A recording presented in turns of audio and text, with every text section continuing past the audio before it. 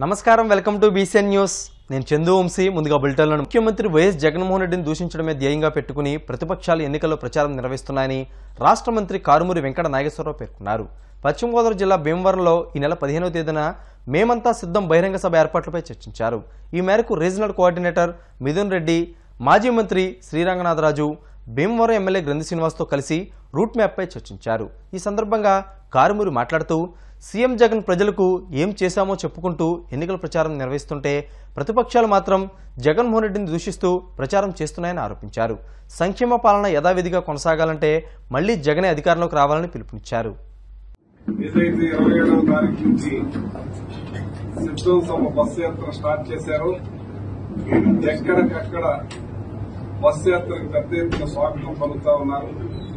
మరి పశ్చిమ గోదావరి జిల్లా భీమవరంలో 15వ తారీఖు 3:30కి మరి ఇక్కడ సభ మీటింగ్ జరగబోతా ఉంది.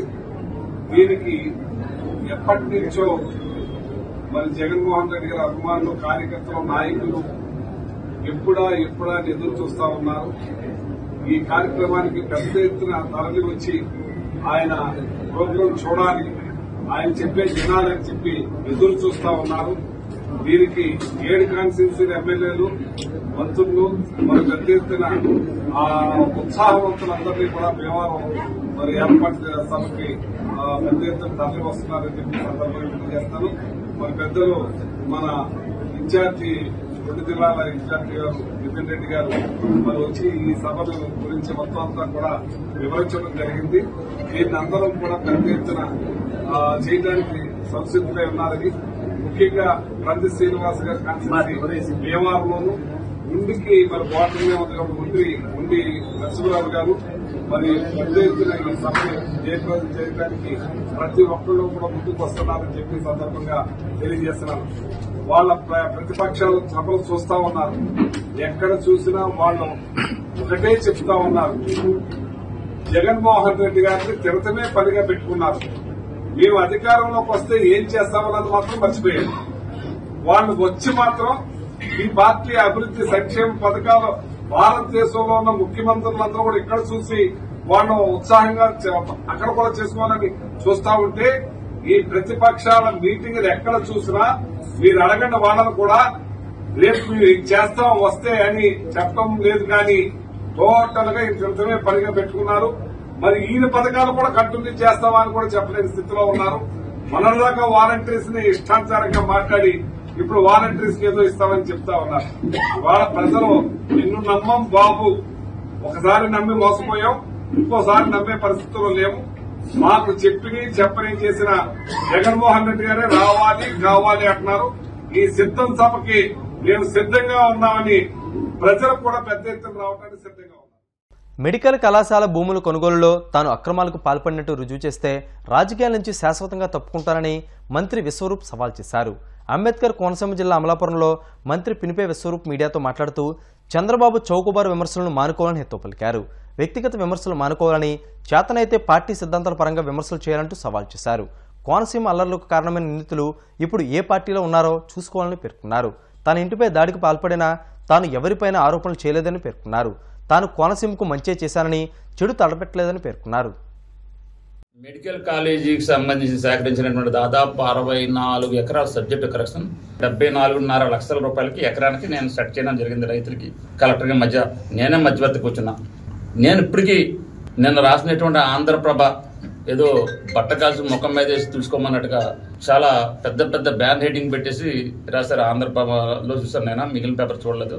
చాలా పెద్ద అక్షరాలతో నేను ఒకటే చెప్తున్నా, ఆంధ్రప్రభ యాజమాన్యానికి కానీ, ఏబిఎన్కి కానీ, లేకపోతే మీడియాని కూడా నేను ఎప్పుడు వ్యక్తిగతంగా మాట్లాడాను. ఏబిఎన్ కానీ, ఈనాడు కానీ, ఎవరినైనా సరే జర్నలిస్ట్ మిత్రులందరికీ చెప్తున్నా, నేను ఛాలెంజ్ చేస్తున్నా. ఇంకా 4 రోజులు టైం ఉంది ఎలక్షన్స్ కి, నామినేషన్ ఇంకా 10 రోజులు టైం ఉంది. ఈ లోపు మెడికల్ కాలేజీకి ల్యాండ్ ఇచ్చిన ల్యాండ్ యాజమాన్యులు అందరూ కూడా నాకు తెలిసి 90% తెలుగుదేశం పార్టీ రైతులు, 90% రైతులంతా కూడా తెలుగుదేశం పార్టీ వ్యక్తులు, తెలుగుదేశం పార్టీ సింపథైజర్స్. ఈ యొక్క ల్యాండ్ ఎక్విజిషన్ లో ఎవరి దగ్గరైనా మీరు గొట్టాలు పట్టుకెళ్ళవచ్చు, మీడియా సమక్షంగా మీరు వాళ్ళతో విచారం చేసుకోవచ్చు, రైతులందరినీ మీరు మాట్లాడొచ్చు. గతంలో రైతులు కూడా వచ్చి ఆడియో ఆఫీసులు కూడా మాట్లాడారు, ప్రత్యేక కలెక్టర్ సమక్షంలో కూడా మాట్లాడారు. ఎవరైనా సరే 100 రూపాయలు ఎక్కడైనా లంచం తీసుకున్నాడో 20 రూపాయలు నిరూపించగలిగితే నేను పోటీ నుంచి తప్పుకుంటున్నాను తెలుగుదేశం పార్టీ వాళ్ళకి ఛాలెంజ్ చేస్తున్నా. లేకపోతే నా మీద లేనిపోని ఆరోపణలు చేసినటువంటి ఎవరో కింద ఉన్న స్థాయి నాయకులు ఒక స్లిప్ ఇస్తే, ఆనందరావు స్థాయి నాయకులు స్లిప్ ఇస్తే ఆ స్లిప్ చదవడం కాదు చంద్రబాబు నాయుడు గారు. మీరు ఆలోచించి, మీరు పరిశోధించి, చెడ్డుంటే చెడ్డగా మాట్లాడే హక్కు మీకుంది. ఒక ప్రతిపక్ష నాయకుడిగా మంత్రి మీద మాట్లాడే హక్కు పూర్తి హక్కు మీకుంది. నాకంటే సీనియర్ రాజకీయవేత్త మాట్లాడచ్చు. ఏ విధమైన చిన్న గురువింద గింజంతా కూడా వాస్తవం లేని విషయాన్ని తీసుకొచ్చి ఈవేళ నా మీద బురద చల్లడం అంటే ఆకాశం మీద ఉమ్మైనాలంటే తిరిగి అది మీ మొక్కన పెడతానని తెలియజేసుకున్నాను. ప్రభలోనే నేను చూస్తాను, మిగిలిన ఏ మీడియాలో అంత వచ్చినా కూడా తెలియదు. ప్రభలో బ్యాన్ రేటింగ్ వచ్చింది. ఇంకోటి మరి చంద్రబాబు నాయుడు గారు అన్నారో లేదని ఒక వైరస్ లాంటి వాడు అన్నాడు. వైరస్ అన్నప్పుడు 2 రకాలు ఉంటాయి బ్యాక్టీరియా వైరస్లో. వైరస్లో మంచి ఉంటుంది, చెడ్డ ఉంటుంది. విసురు మంచి చేసే వైరస్ తప్ప చెడ్డ చేసే వైరస్ కాదు. దయచేసి వాళ్ళు అర్థం చేసుకోవాలి. నిజం కాదు అని చంద్రబాబు అని ఉంటే విసురు అన్నవాడు కోనసీమగా మంచి చేసే వైరస్ తప్ప చెడు చేసే వైరస్ కాదు. తప్పనిసరిగా ప్రజెంట్ అంత తీరు కూడా మాకు లేదు. ఎన్నికల సమయంలో ఉన్నాం, ఎన్నికలు బిజీలు ఉన్నాం. ఎన్నికలు అయిపోతే తప్పనిసరిగా ఏమి చేస్తే బాగుంటుందని తప్పనిసరిగా చేస్తాం. తగిన ఆధారాలు లేకుండా ఆయన మాట్లాడున్నాడు కాబట్టి ఇలా రాశారు. దానికి నేను యాజమాన్యం అనట్లేదు. కానీ బ్యాన్ రేటింగ్ మీద రాసి దాని ఇంకో 4 కలిపి మసాలా కలిపి రాశారు చూడండి. దాని మీద ఏం చేస్తే బాగుంటుంది అంటే పార్టీ పెద్దలతో మాట్లాడిన తర్వాత ఎన్నికలు అయిపోయిందా తిరిగి ఆలోచిస్తాం. ప్రజల నుంచి అద్భుతమైన రెస్పాన్స్ ఉంది. విశ్వరూప్ క్యారెక్టర్కి ఆనందరావు గారు క్యారెక్టర్కి మధ్య జరిగే యుద్ధం ఇది. తప్పనిసరిగా మే 13 తారీఖుని ప్రజలు తీర్పిస్తారు. ఇప్పుడు అతను నా మీద ఎన్ని విమర్శలు చేసుకోవచ్చు, నాకేం అభ్యంతరం లేదు. 13 జరిగే ఎన్నికల్లో మాత్రం ప్రజలు తీర్పిస్తారు. జూన్ 4 నా రిజల్ట్ అనేది తప్పనిసరిగా ప్రజలు ఇచ్చిన తీర్పు మేము అంతా కూడా పట్టుబడి ఉంటాం. మనం తొందర ఎందుకు? మీటింగ్కి జనాలు రావట్లేదు ఎక్కడనే, నాకు అక్కర్లేదు. ఇవాళ మీ మీడియా మీరే చెప్పొచ్చు. నేను అమలాపురం మీటింగ్ ఎంతమంది ఎన్ని లక్షల మంది జనం వచ్చారు, లక్షలాది మంది ప్రజల మధ్య జరిగిన మీటింగ్. మొండు టెండ్లో కూడా జగన్మోహన్ రెడ్డి గారికి జనాలు నీరాజనం పడుతున్నారు. మొండు టెండ్లో రాత్రి 8 గంటలకు వచ్చినా కూడా ప్రజలు ఎక్కడ కూడా పేలవంగా హాజరయ్యారు. ఆ ప్రెస్టేషన్లో ఏమైనా ఉన్నారేమో, అది వారు ఆలోచించుకోవాలి. ఎన్నికలు పారదర్శకంగా జరిగేలా అధికారులు పటిష్ట చర్యలు తీసుకుంటున్నారు. పోలింగ్ కేంద్రాలు మొదలుకుని లెక్కింపు కేంద్రాలు, ఈవీఎంలను భద్రపరిచే గదులు రాష్ట్ర యంత్రాంగం ఎప్పటికప్పుడు పరిశీలిస్తుంది. ఈ మేరకు ఈసీ ముఖేష్ కుమార్ మీనా తిరుపతిలో పర్యటించారు. ఎన్నికల నేపథ్యంలో రాష్ట్రంలో జరుగుతున్న పరిణామాలపై కేంద్ర ఎన్నికల సంఘం ప్రత్యేక నిఘా ఉంచిందని రాష్ట్ర ఎన్నికల ప్రధాన అధికారి ముఖేష్ కుమార్ మీనా తెలిపారు. తిరుపతి మహిళా విశ్వవిద్యాలయంలో ఏర్పాటు చేసిన ఓట్ల లెక్కింపు కేంద్రాలు, ఈవీఎంలు భద్రపరిచే గదులను పరిశీలించారు. నామినేషన్ ప్రక్రియ 25ని పూర్తి అయ్యి మళ్ళీ 13th నెక్స్ట్ మంత్ 13th మన పోలింగ్ జరుగుతుంది. నోటిఫికేషన్స్ ముందు జిల్లాల్లో ఎలా పనిచేస్తున్నారు, మన కలెక్టర్లు, ఎస్పీలు ప్రిపరేషన్ ఎలా చేస్తున్నారు,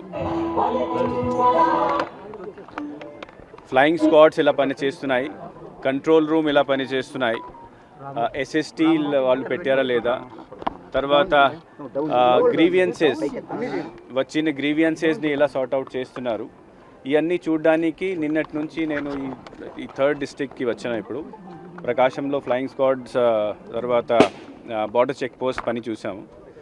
నెల్లూరులో కంట్రోల్ రూమ్, ఫ్లయింగ్ స్క్వాడ్స్ వాళ్ళతో మాట్లాడడం జరిగింది.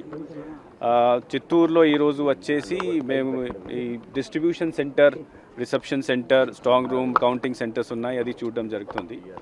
దీంతోపాటు ఈరోజు ఈ కాలేజ్కి వచ్చేసి మనం పిల్లలతో స్వీప్ యాక్టివిటీ అంటే ప్రతి 18 years గర్ల్ బాయ్కి ఓటింగ్ హక్కు ఉండాలి ఒకటి. రెండవది వాళ్ళు పోలింగ్ రోజు యాజ్ ఏ రెస్పాన్సిబిలిటీ పోలింగ్ స్టేషన్కి వచ్చి ఓటు వేయాలి. సో మనకు 18 years అంటే న్యూ ఓటర్స్లో 3-4 months బ్యాక్ మనం డ్రాఫ్ట్ పబ్లిష్ చేసినప్పుడు ఓన్లీ 3 లక్షల ఓటు ఉండేవి. ఈరోజు I'm very happy to say that ఈరోజు మనకు 10 లక్షల వరకు ఓన్లీ 18 to 19 years ఓట్ మన డిస్ట్రిక్ట్స్లో ప్రయత్నం వలన ఈరోజు ఈ ఫిగర్ వచ్చింది. ఇంకా 2-3 రోజు అవకాశం ఉంది. అప్పుడు కూడా వాళ్ళు if anybody is left out they can come and vote. 16th announcement అయిన తర్వాత మనము ఎంసీసీ ఇంప్లిమెంట్ అయింది.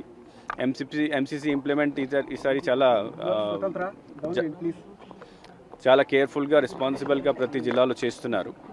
ఎక్కడైనా ఎప్పుడైనా ఏమైనా కంప్లైంట్ వస్తే ఆ కంప్లైంట్ పైన మా ఇన్స్ట్రక్షన్ అంటే ఎలక్షన్ కమిషన్ ఇన్స్ట్రక్షన్ అంటే విదిన్ 24 hours ఆ కంప్లైంట్ ఎంక్వైరీ చేయాలి, యాక్షన్ తీసుకోవాలి. తర్వాత యాక్షన్ ప్రకారం కమిషన్కి, సీఈఓకి, మళ్ళీ కమిషన్కి రిపోర్ట్ పంపించాలి. సో డిస్ట్రిక్ట్స్లో ఏ కంప్లైంట్ వస్తే అది జిల్లా కలెక్టర్ అంటే డిఈఓ తర్వాత ఎస్పీ దీనికి సంపూర్ణ బాధ్యత ఉంటుంది. They should immediately take action and report to the commission. అది నేను వార్నింగ్ ఇస్తున్నాము ఈరోజు అందరికి. డూప్లికేట్ ఓట్ ఆ రోజు డూప్లికేట్ ఓట్ వేయడానికి ప్రయత్నం చేస్తే ఆల్రెడీ కలెక్టర్ గారు ఎస్పీ గారితో నేను మాట్లాడడం జరిగింది. ప్రయత్నం చేస్తే వాళ్ళ మీద డెఫినెట్గా క్రిమినల్ యాక్షన్ తీసుకోవడం జరుగుతుంది. మద్యపాన నిషేధం పేరుతో జగన్ వేల కోట్లు దోచుకున్నారని రాష్ట్ర బీజేపీ అధికార ప్రతినిధి భానుప్రకాష్ రెడ్డి ఆరోపించారు. రాష్ట్రంలో పెట్టుబడి పెట్టేందుకు వచ్చిన పారిశ్రామికవేత్తలను వైసీపీ నేతలు వాటాలు అడగడంతో వారు వెనక్కి వెళ్లిపోతున్నారని విమర్శించారు. రాబోయే ఎన్నికల్లో కరెన్సీ నోట్లు దొంగ ఓట్లతో గెలవాలని జగన్ చూస్తున్నారని ఆరోపించారు.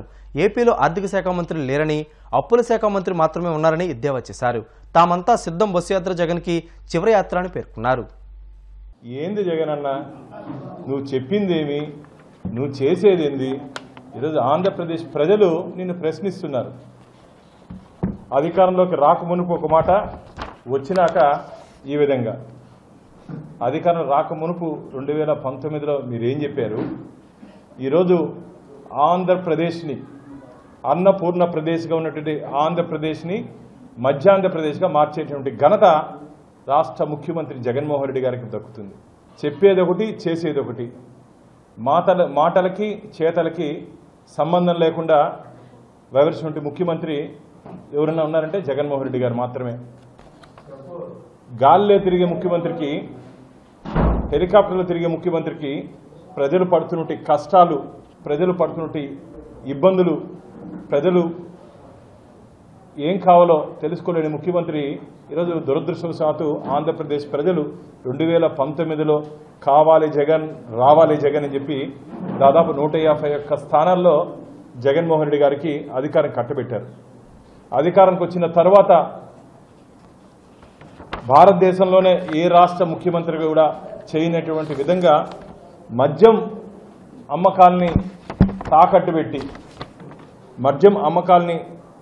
పెట్టి వేల కోట్ల రూపాయల రుణాలు తీసుకున్నట్టు ముఖ్యమంత్రి చరిత్రలో జగన్మోహన్ రెడ్డి గారు మిగిలిపోతారు. అసలు మీ ద్వారా నేను ఒకటి ప్రశ్నించదలుచుకున్నా. ఆదాయం పెరగాలంటే, రాష్ట్ర ఖజానా నింపాలంటే పరిశ్రమలు రావాలి.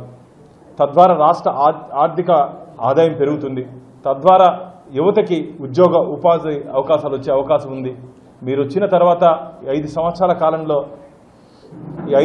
కాలంలో మీరు మీ మంది మార్బలం డిస్టిలరీస్ పెట్టుకున్నారా తప్ప ఆంధ్రప్రదేశ్ రాష్ట్రానికి, ఆంధ్రప్రదేశ్ ప్రజలకి ఏమి చేశారు జగన్మోహన్ రెడ్డి గారు? శాంతి భద్రతలు సరిగ్గా లేని కారణంగా మిత్రులారా, ఏ రాష్ట్రంలో అయినా సరే పెట్టుబడులు పెట్టాలంటే శాంతి భద్రతలు బాగుండాలి, లా అండ్ ఆర్డర్ బాగుండాలి. శాంతి భద్రతలు సరిగ్గా లేని కారణంగా కమిషన్లకు భయపడి, మీ అధికార పార్టీ నాయకులు కమిషన్లకు భయపడి పారిశ్రామికవేత్తలు ఆంధ్రప్రదేశ్లో పెట్టుబడులు పెట్టలేదు. ఈరోజు ఎన్నికల్లో కూడా కరెన్సీ నోట్లు దొంగ ఓట్లతో ఆంధ్రప్రదేశ్లో తిరిగి గెలవాలని చెప్పి జగన్మోహన్ రెడ్డి గారు ప్లాన్ చేశారు. మరిన్ని అప్డేట్స్ బ్రేక్ తర్వాత చూస్తూనే ఉండండి BCN న్యూస్.